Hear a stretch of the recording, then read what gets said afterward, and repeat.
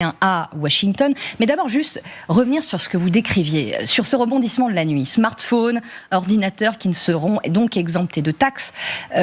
Et ce coup de fil que vous imaginez peut-être du patron d'Apple, patron de Dell. Alors, j'en ai pas la preuve. Vous n'en avez pas la preuve.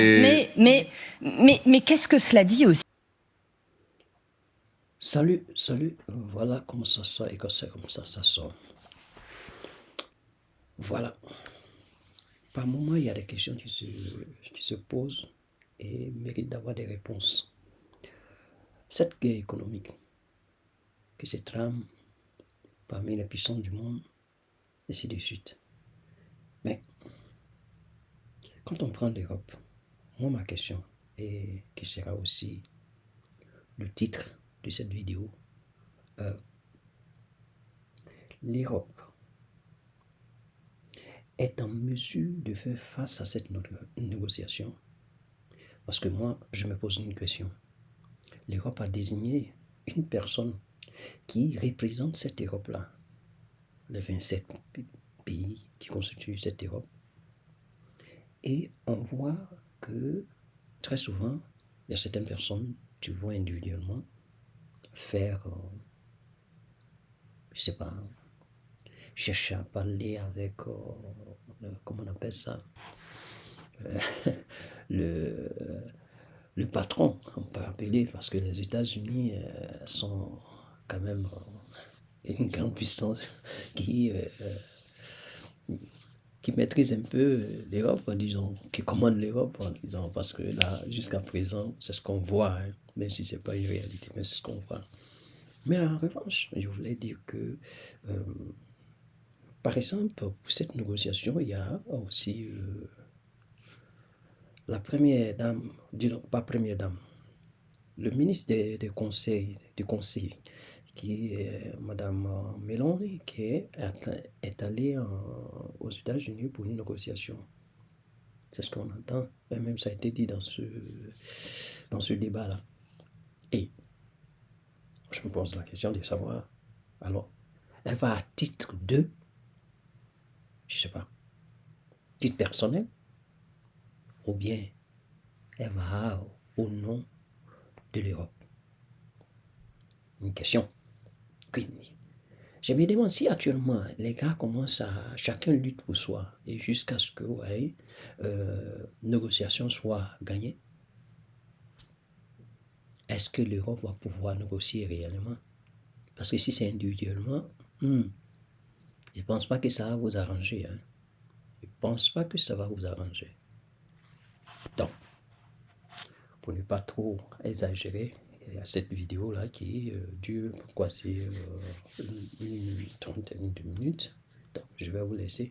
On écoute ensemble ce que dit c'est un ex-commissaire du commerce. Non, pas du commerce, je crois bien. Il est de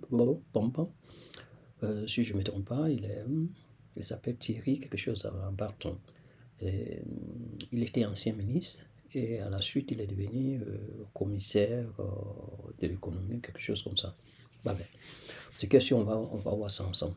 Et il analyse très bien. Il voit très bien, il voit juste. Moi, je trouve qu'il voit juste. Et en ce qui concerne aussi, comment on appelle ça, les États-Unis, tout le monde sait que les États-Unis sont endettés. Hein. Bon, comme il le dit lui, et que les États-Unis vivent au-dessus de leurs moyens, ça c'est à vérifier. Moi, je ne suis pas vraiment un économiste, comme on le dit. Donc, je ne peux dire que j'écoute et je cherche à m'informer. Donc, ça serait une autre information que je vais chercher à obtenir et puis pour vous faire voir. À la suite, au risque de me répéter, on va aller à, comment on appelle ça, à la vidéo. Aussi de ce qu'est aujourd'hui l'administration Trump. Vous aviez une image utilisée dans une précédente interview. Est-ce qu'il y a encore un adulte dans la pièce? On se demande vraiment comment cela est géré aujourd'hui. Il n'est pas impossible que ce soit géré par Donald Trump lui-même. Lui-même. Et lui seul. C'est pas impossible. Quand on voit effectivement ce qui s'est passé cette semaine, avec ce revirement incroyable peut-être peut-on en dire un mot, dans la nuit de mardi à mercredi, alors qu'évidemment, Donald Trump était en guerre contre le monde entier, guerre économique il nous avait distribué à nous tous, les 195 pays de la planète, des droits de douane dont on est encore en train de se demander comment ils avaient été calculés. Eh bien, patatras.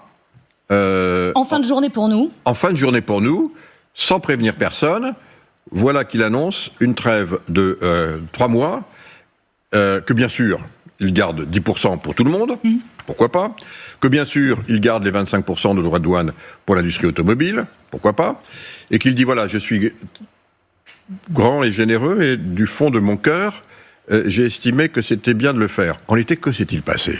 Il s'est passé que dans cet instant-là, cette nuit pour nous, les États-Unis, vous savez, je crois qu'il faut le rappeler pour nos téléspectateurs, Oui, c'est le pays le plus endetté du monde de très loin, en volume, de très très loin. 10 fois plus que la France, par 10 fois exemple. plus que la France, vous avez raison. 35 000 milliards de dollars de dette. Les États-Unis, depuis une trentaine d'années, vivent complètement au-dessus de leurs moyens. Ils n'ont pas la capacité aujourd'hui par leur économie de financer ce qu'ils font. Ils n'ont pas la capacité de financer leur économie, ils n'ont pas la capacité de financer leur protection sociale, ils n'ont pas la capacité de financer leurs achats en matière de défense, et c'est ce qui explique qu'ils ont, aujourd'hui, ils tournent avec 6% de déficit par an. C'est donc bien qu'il faut bien qu'ils dépendent d'autres pour financer ce mode de vie, et y compris cette position de gendarme du monde. Et les autres, pardonnez-moi, ont pu surprendre. Pardonnez-moi pour les non-initiés. On a découvert, pour certains d'entre nous, que la dette américaine était détenue par les Japonais, par les Chinois également, ce qui explique sans doute, et vous allez y venir, ce revirement. Alors, vous avez parfaitement raison de le dire, la dette américaine, parce que les États-Unis d'Amérique, depuis 70 ans, il y avait un mot qui était associé à cette puissance, qui est réelle évidemment d'un point de vue économique et militaire, mais fragile, on le voit, d'un point de vue budgétaire, très fragile. Un géant au pied d'argile.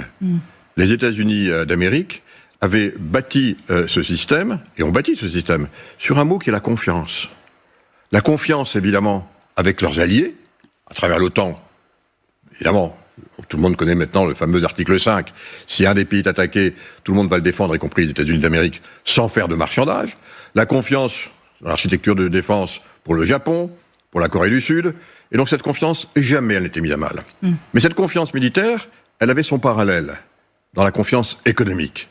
Les États-Unis d'Amérique, jamais ne feraient défaut. Et il était même bon d'investir. Et donc, vous avez raison de le dire, les bons du Trésor, la dette américaine, c'était une valeur refuge, parce que derrière, il y avait cette confiance, et qu'on sait qu'on pouvait prêter quasiment les yeux fermés, qu'on serait toujours remboursé, c'était pas la Grèce, et que, quoi qu'il arrive, les taux d'intérêt seraient versés.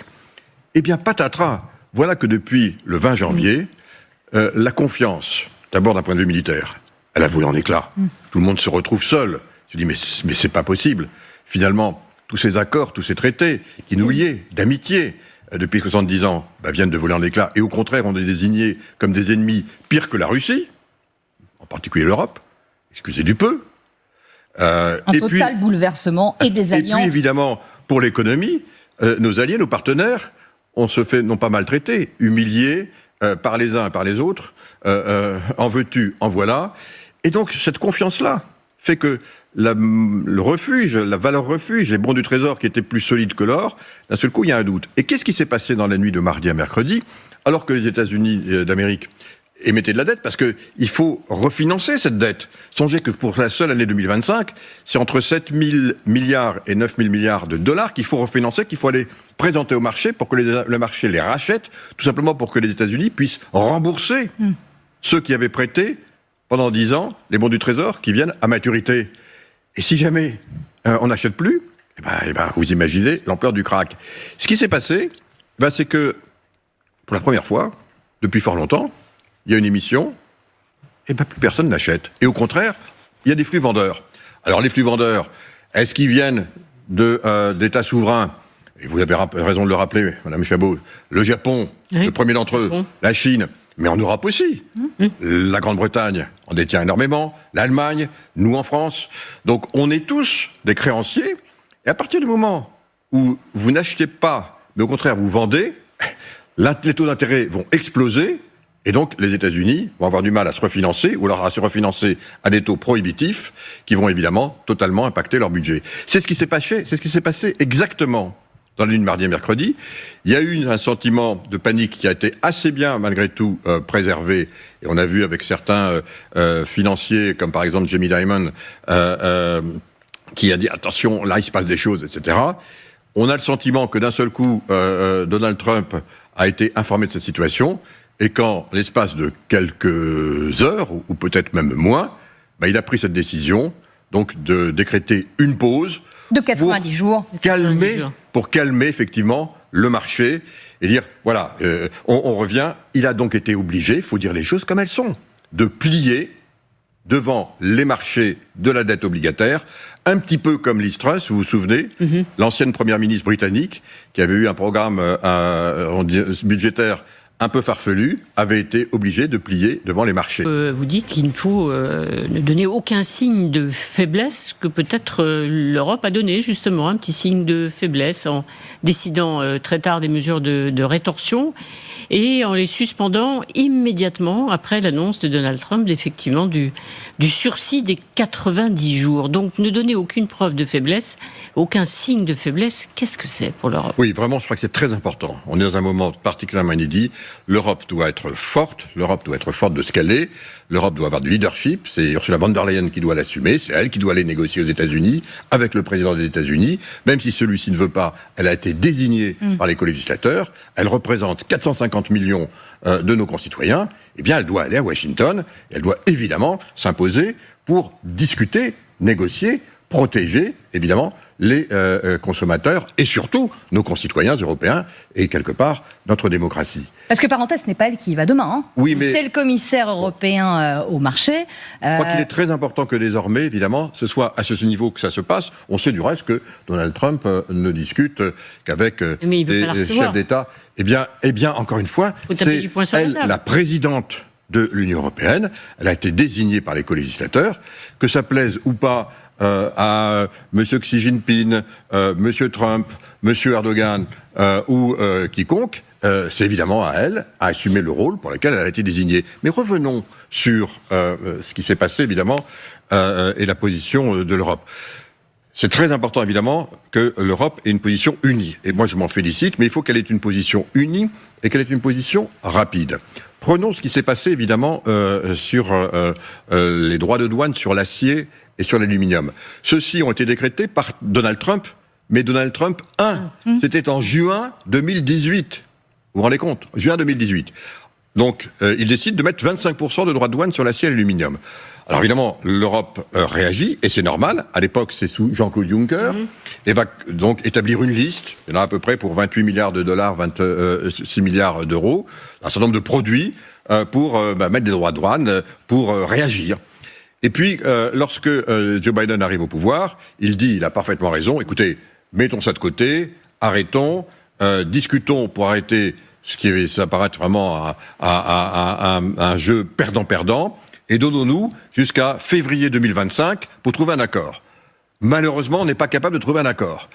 Et donc, mars 2025, statu quo ante, ce qui avait été prévu devient effectif de fait. Et là, à ce moment-là, c'est Donald Trump 2, on est en février 2025, et patatras, les Européens se prennent, si vous permettez cette expression, 25% de droits de douane sur l'acier et l'aluminium, conformément à la décision qui avait été prise en juin 2018. Alors la liste, il fallait la sortir tout de suite, certes la revoir un petit peu, parce qu'elle avait 5 ou 6 ans d'âge, donc il fallait la modifier, mais on a mis trop de temps. Trop de temps. Et évidemment. Donc maintenant, ce qui s'est passé, c'est que mercredi dernier, c'est la veille du jour où le président Donald Trump va décider de la pause.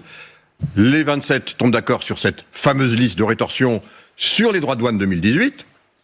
Et puis le jeudi, qu'est-ce qui se passe ? On se prend 10% de droits de douane tous, plus 25% de droits de douane sur l'automobile, et on dit, pour les droits de douane abracadabrantesques, qui étaient chacun en prenait un petit peu, vous savez, les 195 pays, pour nous Européens c'est 20%, ça, je mets une pause. Mais les autres, ils deviennent effectifs. Et du coup, de crainte sans doute de irriter, eh bien, l'Europe va dire, dans ce cas-là, on arrête. Mais on arrête. je ne dis pas que c'est une erreur, parce qu'évidemment, il faut derrière veiller à ne pas rentrer dans la surenchère. Mais ce que je veux dire, c'est qu'il faut veiller effectivement à ce que tout ce que nous faisions, eh bien, on le fasse de façon rapide, unifiée, c'est important, mais aussi que ça démontre aussi qu'on n'a pas la main qui tremble et que c'était parfaitement juste et légitime, y compris dans le cadre de l'OMC, qu'à partir du moment où Donald Trump, met 25% de droits de douane, même si ceux-ci sont différés sur l'acier et l'aluminium, l'Europe est non seulement légitime, mais on attend qu'elle réagisse.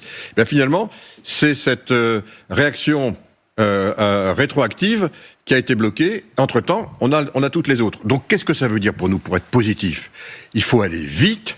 Il faut maintenant négocier. C'est possible, ça, pardonnez-moi, bien Thierry sûr que c'est Breton. possible. Quand vous décrivez, là, vraiment, c'est passionnant, mais ce temps qu'on n'en a peut-être Oui, pas. mais je vais peut-être vous dire, pour pouvoir, d'abord, il faut toujours se mettre, si vous le permettez, aussi dans la logique de ceux qui vous imposent, je dirais, ce régime, en particulier de Donald Trump. Avec ses droits de douane, il n'a pas un objectif, il en a 3. Le premier, c'est qu'il a annoncé pendant sa campagne électorale qu'il voulait augmenter les droits de douane pour financer la baisse d'impôts sur les sociétés qu'il voulait réaliser aux États-Unis en passant de 30 à 15%.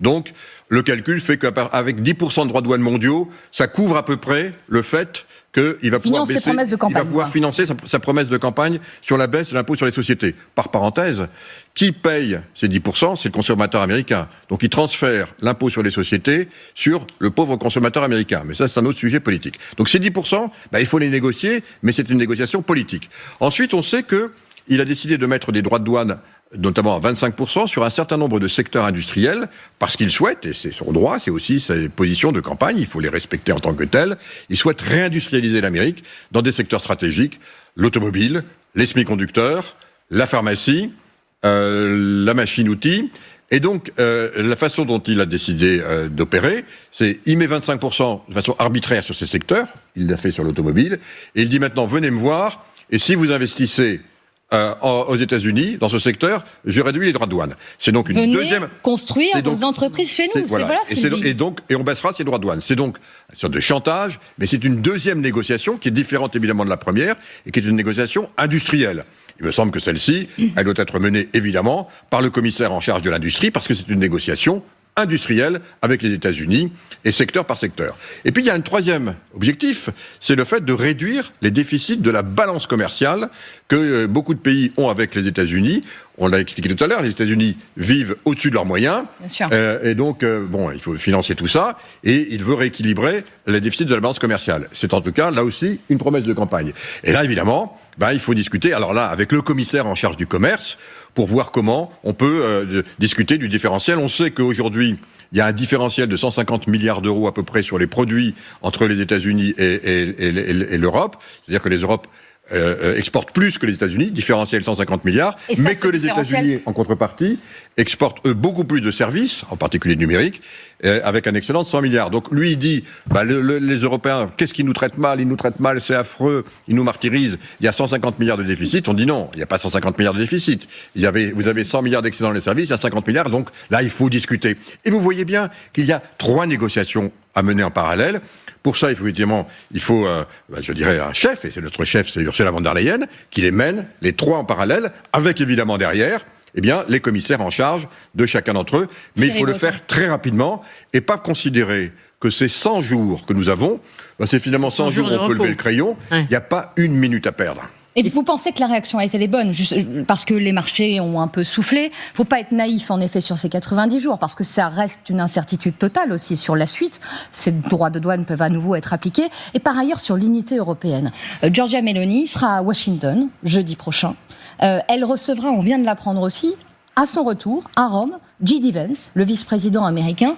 Est-ce qu'il n'y a pas une partition, finalement, en bon français, one-to-one, entre certains Européens et le président américain ? C'est-à-dire que l'unité des 27, c'est un peu du chacun pour soi, qui va peut-être primer. Alors, il faut savoir d'abord que tout ce dont on parle là, c'est-à-dire ces droits de douane, c'est la responsabilité exclusive de l'Europe, de l'Union européenne. C'est conformément à nos traités. Donc, cette délégation a été donnée par chacun des États membres à la Commission européenne pour qu'elle négocie en leur nom, pour une raison simple que tout le monde comprendra, c'est qu'on est évidemment dans ce type de discussion beaucoup plus fort à 27, surtout qu'on a des politiques harmonisées, que seul à seul.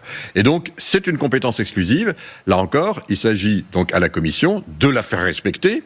Et quand je dis de la faire respecter, c'est d'éviter évidemment, mais c'est son mandat. Elle est là pour l'appliquer.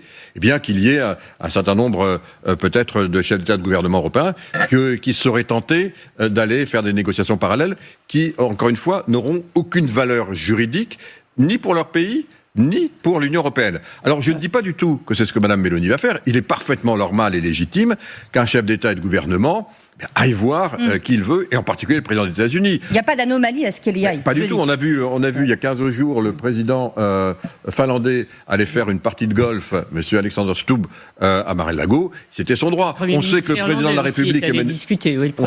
la République, évidemment, Emmanuel Macron discute très souvent, va le voir, il se voit, et c'est parfaitement légitime et normal. Maintenant, de là à considérer que l'un ou l'autre aurait reçu un mandat, Monsieur Viktor Orban discute aussi souvent avec Donald Trump. Il n'a pas de mandat des 27 pour prendre des positions. C'est vrai de la même chose de Madame Meloni ou de Monsieur Alexander Stubb. Donc que Madame Meloni aille à Washington, moi je trouve que c'est très bien. Il faut évidemment discuter avec l'administration américaine, c'est important. Bon, maintenant que J.D. Vance revienne en Europe et en majesté. En Europe, bien très bien. Il viendra. Je rappelle que le président des États-Unis, c'est un poste évidemment très important, surtout s'il arrivait malheur au président américain, mais ce n'est pas un poste exécutif. Pour dire aucun signe de faiblesse, je reviens à votre formule, ça veut dire que clairement, l'Europe doit dire aujourd'hui quelles seraient les prochaines sanctions. On dit les services, des équilibres, on va taxer les services numériques, la tech, etc. C'est ce que dit Ursula von der Leyen et d'autres responsables. Mais tout ça, il dit comme ça, mais oui, la prochaine étape, c'est... Il faut dire clairement... Si au bout de 90 jours, il n'y a pas d'accord, s'il y a des mesures fortes qui sont prises par les États-Unis, voilà précisément ce qu'on va faire. Et être prêt à dégainer tout de suite ces mesures de rétorsion. C'est bien la raison pour laquelle il faut bien différencier les trois segments de négociation dont j'ai parlé tout à l'heure. Parce que les mesures de rétorsion ne sont pas les mêmes. Quand on parle d'industrie, quand on parle de commerce extérieur, ou quand on parle... parce qu'on n'a pas encore évoqué, quand on parle de la possibilité, éventuellement, dans une sorte de, il faut appeler les choses par leur nom, de chantage, et de dire, écoutez, je vous mets des droits de douane artificiels, et si vous ne me donnez pas le Groenland, je les maintiens. Je caricature, mais à peine, hélas. Donc pour nous, Madame Chabot, il est absolument essentiel, enfin pardon, mais on ne parle pas d'un petit pays sur la planète, on parle de la troisième puissance économique mondiale. On parle de 450 millions d'Européens. Mais c'est pas rien. Il y a 3 superpuissances aujourd'hui sur la planète, les États-Unis, l'Europe et la Chine. Donc la première chose à dire, c'est d'entendre de la part de la Commission de dire, attention, on va rentrer en discussion, mais il y a des choses qui sont totalement non négociables. On ne négociera jamais notre intégrité territoriale, suivez mon regard avec le Groenland, on ne négociera jamais notre intégrité démocratique. C'est vrai que nous avons mis des lois, nous, le Parlement européen a voté des lois pour protéger nos concitoyens sur des produits, par exemple, sur la santé, sur le numérique. Pour protéger nos enfants dans l'espace informationnel. Il est hors de question. C'est le socle démocratique.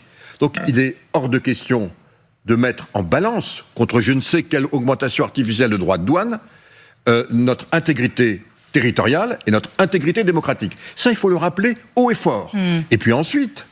Parce qu'on voit bien, parler de J.D. Vance, on voit bien, il représente l'aile libertarienne. Vous savez, cette aile extrémiste, déstructurante, qui veut détruire, quelque part, ce qui fonde les États de droit, les règles, le vivre ensemble, pour donner les clés, quelque part, enfin, je ne le dis pas lui personnellement, mais je parle des libertariens, et notamment le gourou, Peter Thiel, qui est celui qui est le maître à penser de cette nouvelle façon de voir les choses. Elon Musk n'en est pas très éloigné, du reste, vous l'avez vu. Et donc, on sait qu'il y a évidemment cette frange aux côtés de Donald Trump. Mais il est très clair que certains d'entre eux voudraient, par exemple, défaire, notamment ces lois du numérique que j'ai portées. Le DSA, le DMA, qui protègent nos enfants, qui protègent nos démocraties, parce qu'ils estiment que ça gêne un peu les très grands groupes américains. Non, ça n'était pas fait pour les gêner. Ça a été fait pour protéger ce qui est le plus cher pour nous. Mais ça, c'est difficilement entendable par justement ce que vous décrivez. Oui et non, parce que c'est pour ça qu'il faut remettre tout de suite sur la table les éléments qu'on voudra bien discuter. J'en parlais tout à l'heure, le différentiel peut-être en matière de déficit commercial. Et puis derrière, on a des arguments très forts. On a des lois anti-coercition, on a la capacité de taxer, y compris les services. Donc on a beaucoup d'arguments, il faut les mettre sur la table, ils sont là.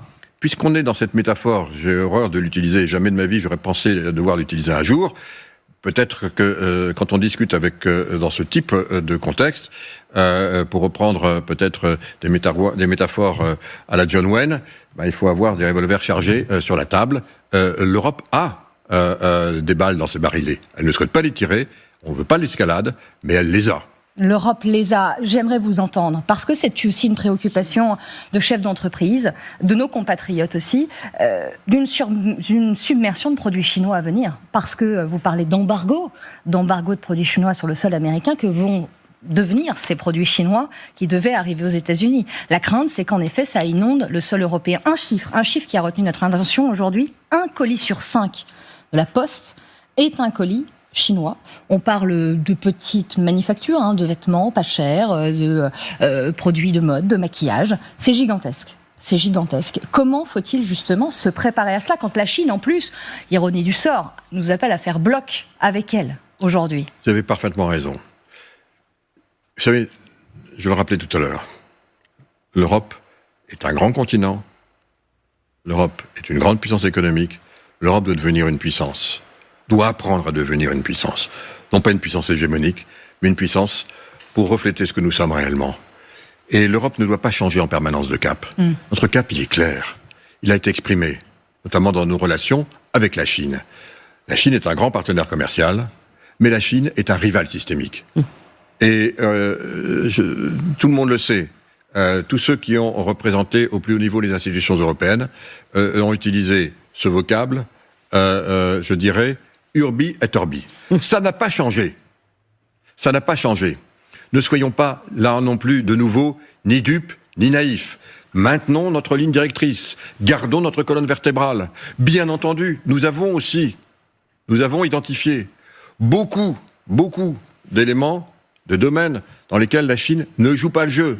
Alors il ne faudrait pas fermer les yeux aujourd'hui sur ce que nous avons combattu, à juste titre. Vous évoquez les panneaux solaires. Les panneaux solaires en font partie. Madame von der Leyen n'a pas été la dernière à dire, à juste titre, qu'il fallait se dérisquer vis-à-vis de la Chine. Ceci continue. Nous devons nous dérisquer vis-à-vis de la Chine. Certes, continuer à être un partenaire important et fiable, pour peu, encore une fois, qu'on joue le jeu. Alors vous avez raison.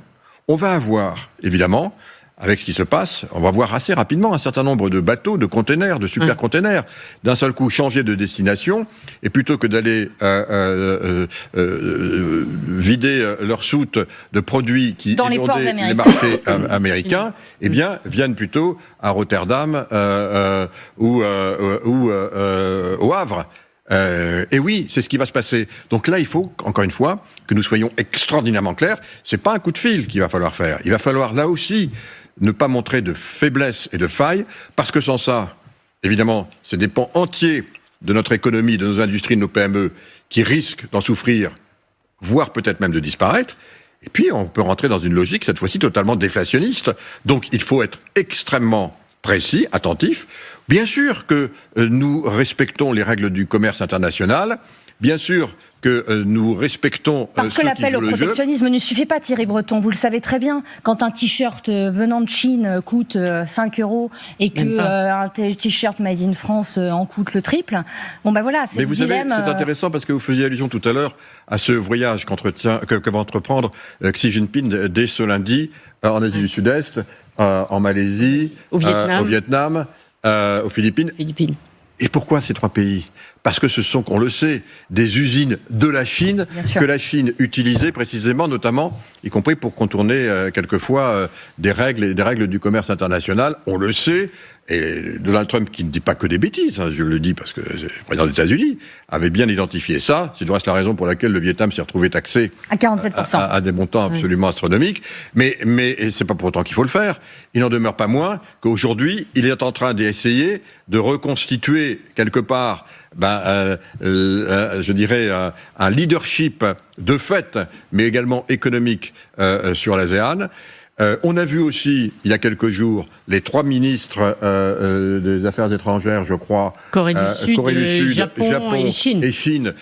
Pour la première fois, quand on connaît les relations entre les trois, c'était quand même pas rien, discuter précisément d'une situation économique coordonnée. Donc bien sûr que ça bouge. Il n'en demeure pas moins que pour nous, Européens, voilà, on est un grand continent et nous ne devons nous coucher devant personne. On ne va pas revenir sur la taxation des automobiles chinoises, comme le disent certains. C'est hors de question. Bien, écoutez, on va voir. Je sais que les Allemands poussent énormément pour ça. On connaît la position des Allemands. Il ne faut pas jeter la pierre du reste. L'Allemagne est aujourd'hui dans une situation industrielle très difficile, et en particulier, tout le secteur automobile européen est extrêmement fragilisé. D'abord par une transition, on le sait, verte, qui est peut-être un peu trop rapide. On le sait. Mais aussi par les décisions qui ont été prises avec ces 25% de droits de douane, qui demeurent encore, je le rappelle, qu'a imposé Donald Trump. Donc on sait que l'Allemagne pousse beaucoup pour continuer à pouvoir revendre ses voitures, désormais maintenant, puisqu'elle ne peut plus le faire, ou difficilement en Amérique. Que le chacun pour soi ne soit pas la politique. Mais je le redis, c'est là où il faut Thierry vraiment Breton. du leadership. Attention, restons tous ensemble unis, surtout dans cette période Thierry Breton. existentielle pour nous, Européens. On arrive dans les dernières minutes, la dernière minute même de cette émission. Juste un commentaire quant à l'annonce du ministre de l'économie il y a quelques instants. Cet objectif de déficit de 4,6% du PIB est confirmé, mais qui Vous voulez dire pour correspondra 2026. pour 2026. Absolument. La précision est importante, qui exigera, le dit-il, 40 milliards d'économies supplémentaires. Ça va être très violent. Vous qui savez réduire les déficits. Vous qui le savez, effectivement. On dépense 1500 milliards aujourd'hui en France pour faire fonctionner, je dirais, tout ce qui est notre vivre ensemble. C'est difficile, mais c'est vraiment pas impossible. C'est pas Et c'est impossible. nécessaire. Et c'est nécessaire. Et c'est vraiment nécessaire. Parce que, vous voyez, et ça peut-être, ça boucle avec nos propos au début de cette émission. Quand on est un pays surendetté, comme l'est la France, comme le sont les États-Unis, à la fin des fins, eh bien on est dans la main de ses créanciers et on perd sa souveraineté. Que ce qui s'est passé mardi sur les marchés obligataires nous serve de leçon. Vous pensez que l'acceptabilité est au rendez-vous ? Vous pensez que c'est possible Sans rentable augmenter les impôts, Mais sans réduire les bien dépenses entendu, sociales. Mais bien entendu, et vous faisiez référence avec Jean-François Copé, on l'a fait, vous vous en souvenez. Ouais. Bien entendu, c'est pas une mesure, c'est 1000 mesures. Encore faut-il, encore une fois, se mettre au travail, y aller, mais bien entendu, et évidemment, faire beaucoup de pédagogie. Michel Pébreau, à l'époque, avec son rapport sur la dette, nous a aidés à être ce vecteur de pédagogie. La pédagogie pour que tous les Français comprennent, mais l'action pour que les hommes politiques fassent leur travail. Et la pédagogie, ce sera avec notamment le Premier ministre François Bayrou. Mardi, grande conférence. Oui. Ce monsieur, il s'appelle Thierry Breton. Thierry Breton. Voilà, c'est son nom, ça. Et il est ancien ministre et commissaire, commissaire européen au marché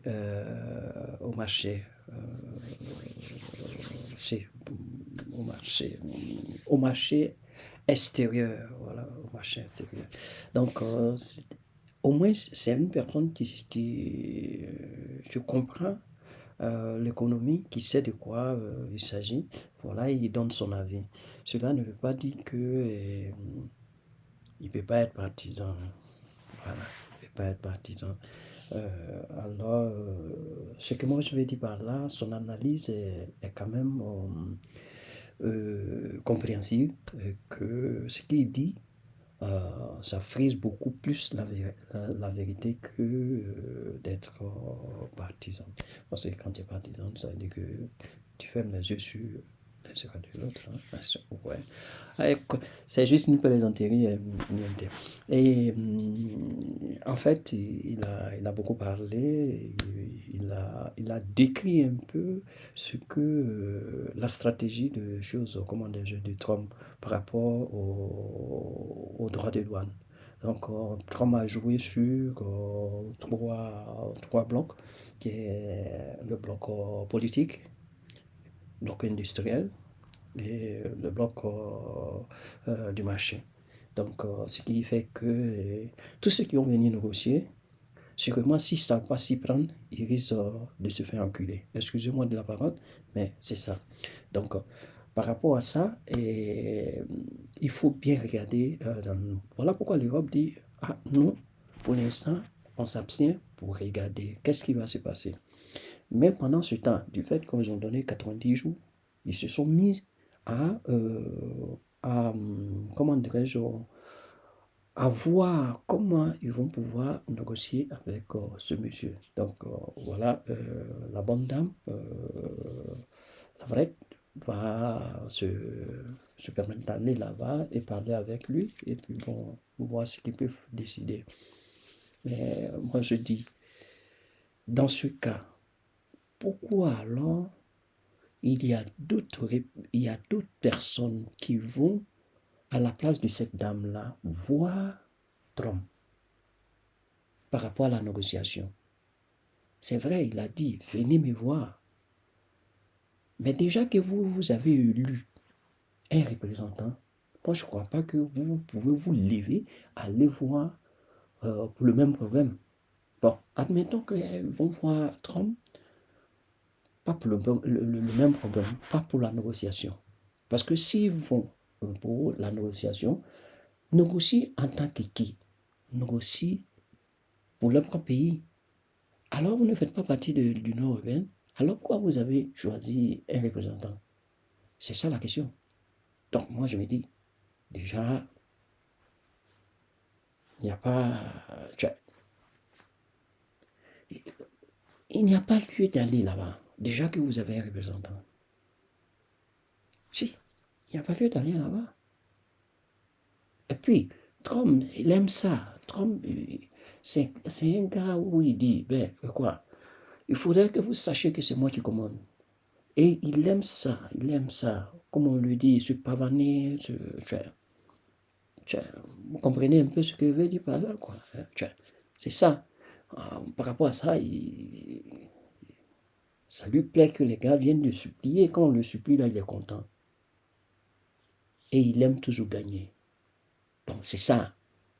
Voilà son objectif. C'est-à-dire qu'il fait un truc où on le voit vainqueur. Voilà, c'est ça. Par rapport à ce qu'il a dit, quand il a mis les taxes, il a compris que s'il continue dans ce sens, il va se casser le nez. Les grandes usines qui sont en Chine, c'est-à-dire des usines américaines qui se sont implantées en Chine, dans les coins où il a beaucoup taxé, il se rend compte que ces gars sont venus le voir pour dire « faut voir, parce que ça ne marche pas. » Sinon, le mec, il s'en fout. Quand vous écoutez les plateaux télé, quand on te parle de Trump, Trump c'est quelqu'un qui n'aime pas les défis. Si tu lui lances un défi, il va relever ça. Voilà, c'est comme ça lui il est. Tu lui lances un défi, il va relever. Donc les gens préfèrent ne pas lui lancer des défis. La Chine s'en fout parce que la Chine sait que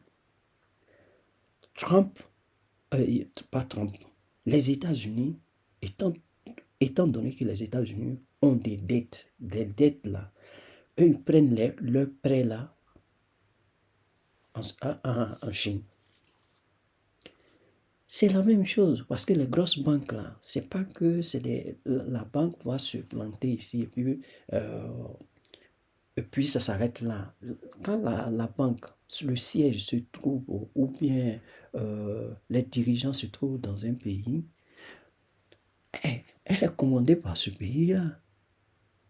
Donc, quand tu vas aller demander un prêt dans ce pays-là, faut te dire que ouais, tu es endetté aussi, parce que, comme le dit le monsieur, les États-Unis sont surendettés et ils vivent toujours au-dessus de leurs moyens.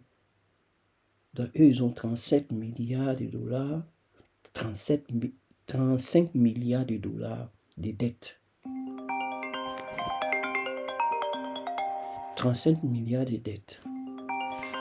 J'ai le téléphone qui sonne. Bon, la vidéo aussi longue. Bon, je vais m'arrêter là parce qu'il y a un appel. Donc, on va prendre ça plus tard.